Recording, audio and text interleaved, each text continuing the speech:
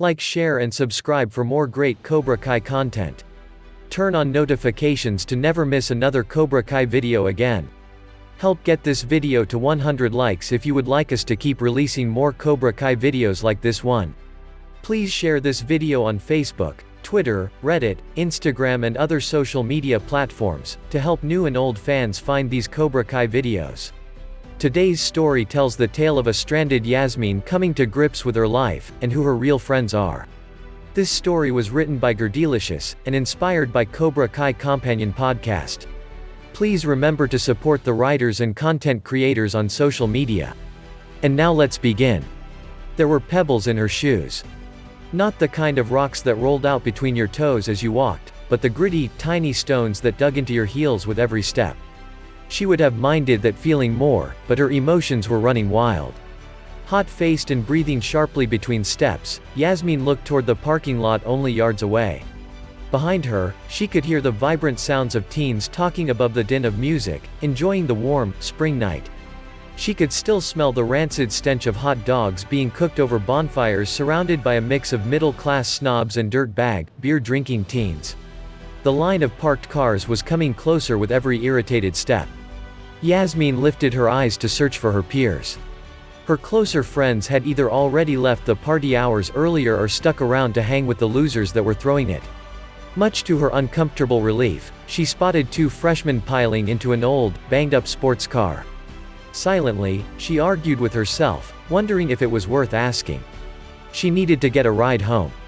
She definitely was not going to go crawling back to her friend Moon for help. She was probably still lip-locked with that blue-haired freak show back at the beach. Yasmine quickly decided that getting a ride home from a stranger would be better than returning to a beach party she wasn't popular in, even if it meant lowering her standards to hitchhiking with a couple of no-name kids. "Hey," she called out to the freshmen.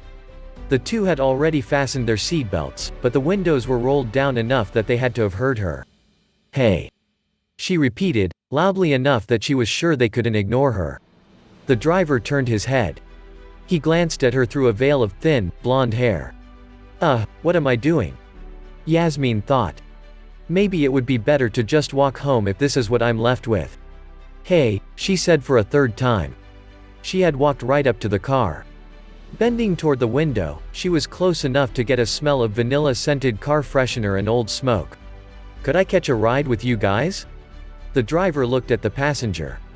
They exchanged short words that Yasmine didn't pick up on. "We're headed toward Reseda." The driver looked Yasmine up and down. "Which, if I'm not mistaken, isn't anywhere near your neighborhood."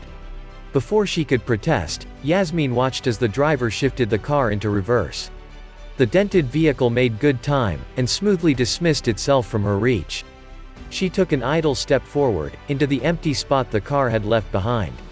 Great. Now what? She attempted to keep her composure. She knew someone would drive her home. As if in response to her distress, another group, armed with picnic blankets and shallow cans of beer, made their way up to the parking lot. They also rejected her request. Group after group kept trickling in during the spread of 10 minutes. They all had some lame excuse.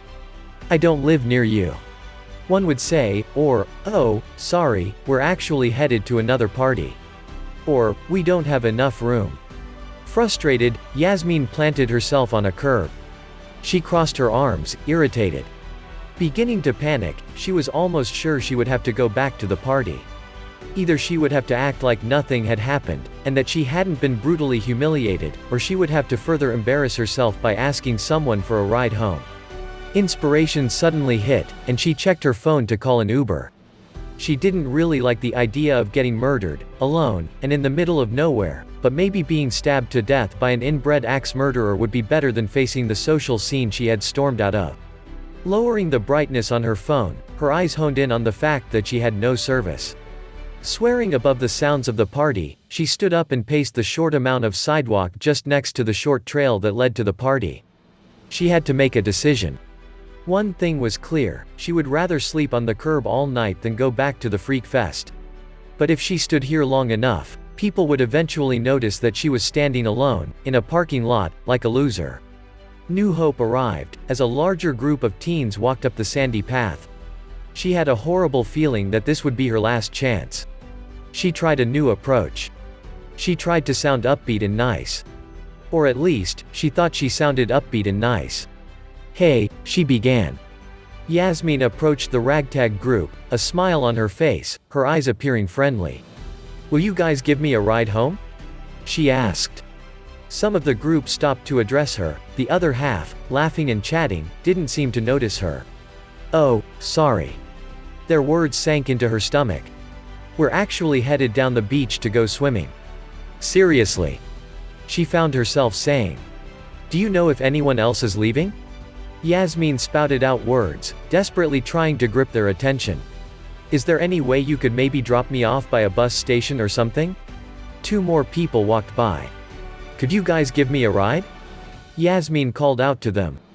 She saw another straggler whisk past her. "Hey, could I get a ride with you?" All the parties either ignored her or quickly told her off. They got into their respective vehicles. She even swore she heard a group laughing at her. Deflated and overwhelmed, she called into the empty lot.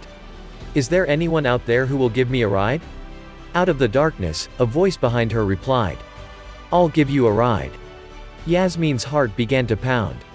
No, no, no. Anyone but him. If it was the person she thought that voice belonged to, then she would almost rather die. Turning on her heel to face him, she closed her eyes. Taking a deep breath, she opened her eyes and repeated the thought. Almost, rather die. Dimitri, the nerdy, reclusive, geek from her class, was holding up his keys like a complete weirdo, as if to repeat that he would drive her. "I can take you home." His timidity shined like cheap highlighter on acne. "Your house is pretty much on my way." Much to Yasmine's fright, she knew for a fact that this was not true. But admittedly, it wasn't the worst response to her cry for help. He, after all, was the first real taker to offer any assistance. Her eyes drifted back toward the beach. Sure enough, she could see her ex-friend Moon going at it with the Mohawk-Ed freak. Did she even care that Yasmine was suffering this humiliation? Moon had practically disowned her in front of the entire school only minutes ago. Yasmine was reminded of the pain she would be feeling from that major wedgie she had received before exiting the scene. She rubbed her lower hip to ease the sudden, bruising sting. And after all that, the creepy kid was offering to take her home. Could this day get any more hellish? Dimitri took a step toward her. In response, Yasmine took an instinctive step back. "I'll drive you," he said again, "unless of course you have a problem with driving in an old car." He made the disclaimer. "Not that you own a fancy car." "Well, you probably do," but Dimitri stumbled for the words. Yasmine was wondering where the nearest gun was. That is, he unfortunately chose to continue. "You probably won't like the crunchy seats in my mom's van." He didn't make eye contact. "They smell like old, rotting vegetables." He finally shut up. Apparently, he was done talking for a split second. Long enough for Yasmine to make the insane decision to take him up on his offer, which she immediately knew she would regret. Dimitri wasn't lying about the rotting vegetable smell. Something in the van reeked, but Yasmine couldn't quite put her finger on what it reminded her of. The seats were clean enough, though. She planted herself in the passenger seat and watched Dimitri sit down behind the wheel out of the corner of her eye. She shifted her body towards the door and placed her head against the window. Yasmine only hoped that the ride would be short and simple. Turning the keys in the ignition, Dimitri's car gave off a horrifying screeching sound. The kind that caused you to question if the engine would make it to the nearest gas station.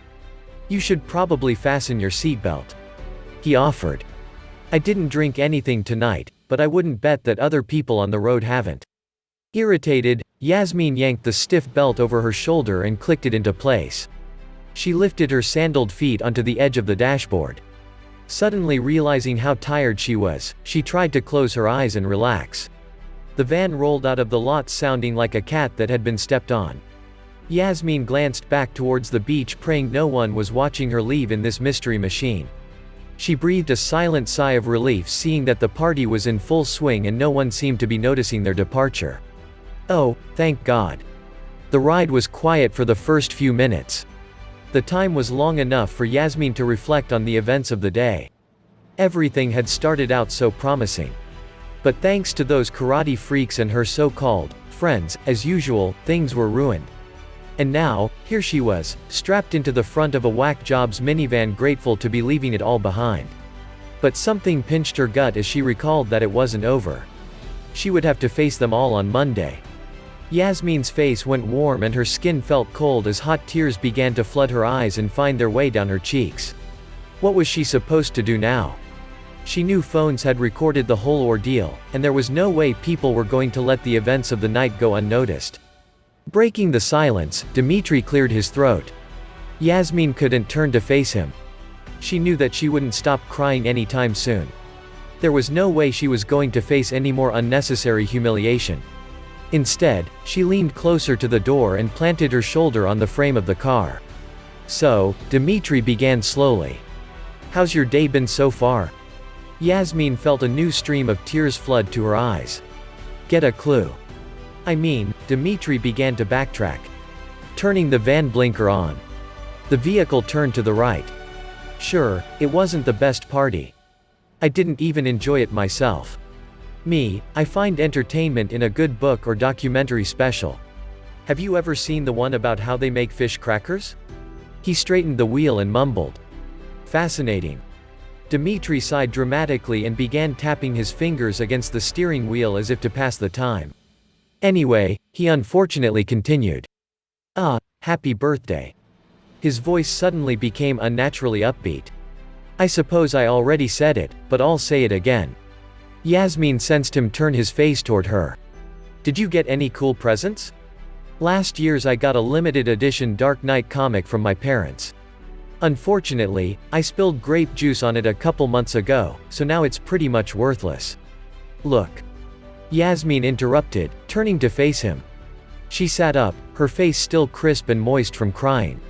Her eyelids felt heavy and her skin was crawling. "I'm not trying to be rude," she was. "But could we just, not talk? I'm really tired." Dimitri waved his hand casually, excusing her remarks. "That's totally fine." He pursed his lips and nodded. "It's your day. You just say the word. Don't remind me." Yasmine turned back toward the window. Her birthday had gone completely unnoticed, and people's failed attempts at making her feel special had been a total waste of time. The air became stiff and quiet after that. Minutes passed before another sound could be heard. Sirens wailed in the distance, the occasional car's headlights streamed through the windows and vanished into the night. "I'm sorry." Dimitri broke the silence. "God, now what? I actually don't know where your house is." He continued. "I mean, I know it's in this area but—" "Oh, yeah." Yasmine sat up, removing her feet from the dashboard.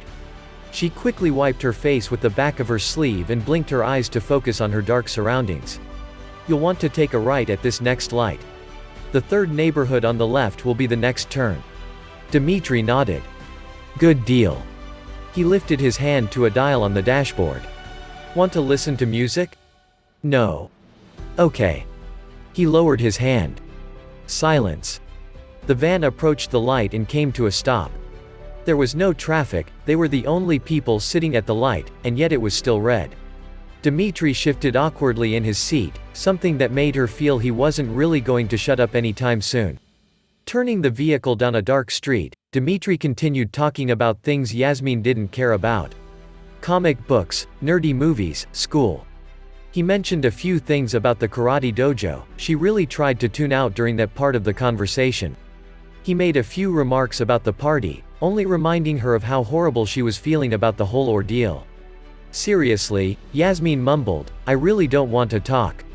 Dimitri probably would have rebutted, but it was then that Yasmine directed him to turn left down a long, wide road with large homes on each side.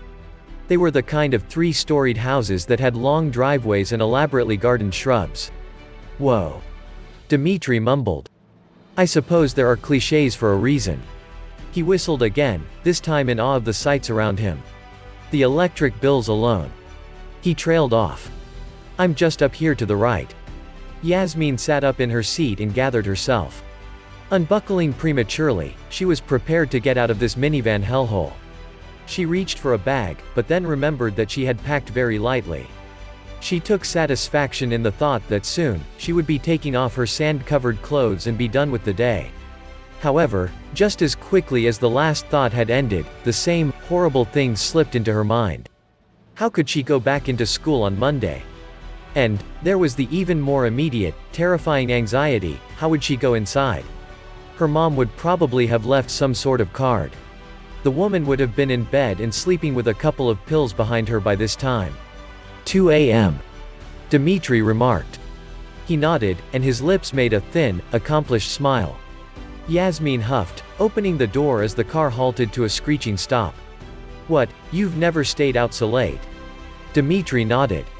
That, and I've never talked to someone for this long. It's literally been 20 minutes, but whatever. Well, anyway, thanks for the ride. Yasmine said curtly. She could feel the tears coming on again. All the events of the night came flooding back to her like a pool in her chest. She had a difficult time believing she would ever forget the laughter and words that followed her as she stormed away from the beach. It's been a pleasure. Dimitri responded. His voice took on a regal tone, as if he were pretending to be a character from Shakespeare or some other old movie Yasmine had ignored during history classes. Farewell, milady. Whatever. Yasmine mumbled. Yasmine didn't linger to say final goodbyes or make any small talk. She trudged forward, her sandals flapping against her heels briskly as she bolted for the front door. She shuffled the inside of her left shorts pocket, probing for her house key. Behind her, she could still hear Dimitri's van rumbling and screeching by the side of the road. Once she reached the tall, clean double doors of her house, Yasmine made a half-turn to look back while simultaneously lodging the key into the doorknob. Dimitri was still sitting in the drive with the passenger window rolled down. Over the noise of the engine he moved his mouth, saying something Yasmine couldn't make out. What now? What? She screeched into the night. The key successfully opened the door. Yasmine took a step forward into her house. Hey, you don't have to wait. She said, signaling that she had made it inside. Only after you close the door. Dimitri called back. I don't want any freaks to intercept you. Too late. Shutting and locking the door behind her, Yasmine scrambled to flip on the kitchen light switch. Her eyes brought on a new, silent, steady stream of tears. The smell of rosy scented candles filled her lungs. The clock on the wall gave an unnerving chime as the hour was officially announced. Headed toward the sink to get a glass of water, Yasmine immediately noticed a package on the table, wrapped in crisp, white paper with a small pink bow. Mom. She whispered. Opening the small, formally written, typed note that adorned the gift, Yasmine grumbled. How thoughtful. She didn't bother to open the gift. She knew it would be another MasterCard to the mall, a set of keys to a small boat, or maybe a convertible or something. She didn't really care. She was too tired to have a slightly happy moment. All she really wanted was to forget that the day had ever happened and go to bed. As she was about to shut off the kitchen light to make her way upstairs, a brief knock rapped on the front door. Yasmine's stomach churned. She knew it had to be him. Something about the annoying sound of the hand hitting the door felt like it had to be him. Begrudgingly, she passed through the kitchen to look through the small windows around the door frame. Sure enough, there he was. Dimitri was hovering awkwardly on the top step, swaying back and forth. The cool night air tousled his hair. He crossed his arms. He must be cold. Yasmine thought in satisfaction. She allowed the moment to linger a bit longer. Anything to make him feel a sliver of the agony she had gone through that night. Finally, she opened the door, only just enough to see him and not let in the evening air. What? She demanded, the hot tears were gripping her face. She didn't even care if he saw her anymore. Everyone else saw her suffer humiliation, a few tears would be nothing. Dimitri, about to say something, paused. He blinked a few times and lifted his finger to point at her face. Are you okay? With the back of her sleeve, Yasmine smeared the tears to the sides of her face. Fine. She retorted. What do you want? He pulled something small from his pocket. You left your cell phone in my van. He handed it to her. Their fingers brushed. Yasmine's spine rippled uncomfortably like water in a pond. I'll admit I considered not giving it back, but then I thought, nah, it's her birthday. Better do the right thing. Thanks. Yasmine said curtly. She was going to close the door, but something stopped her. She decided it was only right to tell him that it was decent of him to do that and to drive her home and even to talk to her, but the words didn't come. The best she could do was lift her eyes from the concrete slab to look at his ratted shoes. "That's all right." Dimitri nodded. "Good night." He turned and walked toward his van. "Listen, Yasmine." His voice was shaky, but serious. He stopped to face her again. She found herself turning her head to look him in the eye, something she had tried to avoid all evening. She realized that his eyes were a light, piercing blue, and she found herself admit that they looked nice, even friendly. Dimitri continued. "I know you've had a pretty sucky evening," he said. "What happened back there, although amusing on a basic level, wasn't cool. And," he tapped his foot on the sidewalk awkwardly. "I'm sorry it even happened." He shuffled his car keys in his hand uneasily. He seemed to be thinking that the conversation was over, and, in all likelihood, it would have been. But something in her told her that Yasmine should probably say something, although a simple, "yeah," or, "thank you," didn't seem to fit the bill. Before she could respond, Dimitri continued. "Okay, I feel it needs to be said. Your friends are jerks." He continued. His voice became more confident with every syllable. "And if they didn't stick around to defend you tonight, then you should probably think about getting new ones." Yasmine looked out into the night. Her neighborhood was quiet and peaceful, wrapping her in the silence the moment had taken on. Oddly enough, he was probably right. But there wasn't anyone left in the world who would talk to her. Anyone, except Dimitri, and frankly, any idiot could see he was not her cup of tea. "As I see it," he went on, "some of us don't have a choice. People like me, quite honestly, don't get to choose who we hang out with. We sort of grow together like fungus, or something. But you can choose anyone you want." Yasmine stared at him through the side of her eyes. She wasn't going to look at him again. She wasn't sure why, but what Dimitri said made sense to her. At that moment though, all she could really think about was how ticked off she was at the world. Why of all people did I have to drive with him? She breathed through her nose sharply. Closing her eyes, she took a deep, cleansing breath. "Anyway," Dimitri whistled. Dramatically, he grunted as he shifted on his feet. "That's it. I just felt it needed to be said." Yasmine was done. She didn't know how much more of this nerdy advice she could take. But she knew that deep down it would be overly weird to not say something. It wouldn't make sense to not have the final word. After all, what kind of geek thought he could give advice to her, of all people? "Thanks," she sniffed, her eyes were still wet from crying. Yasmine suddenly realized her nose was hot and was dripping slightly. "But I think I'm good. It's just been an off night, that's all."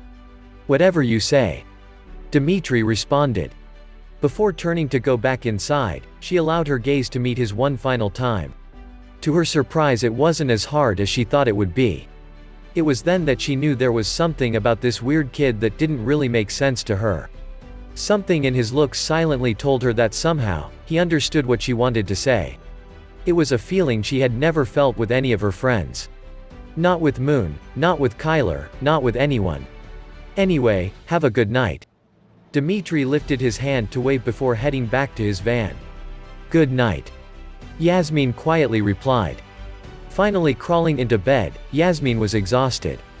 Her room radiated that stiff perfume her mom had bought her for Christmas. The air was quiet, except for the distant sound of the neighbor's little dog barking. The moon slipped through the window shades and speckled across the comforter of her bed. She lifted the sheets higher around her shoulders and under her chin, as her whole body slipped into a peaceful rhythm of sleep. She had planned on having a decent cry, but for reasons she couldn't peg down, she couldn't even think about the incidents of the party anymore.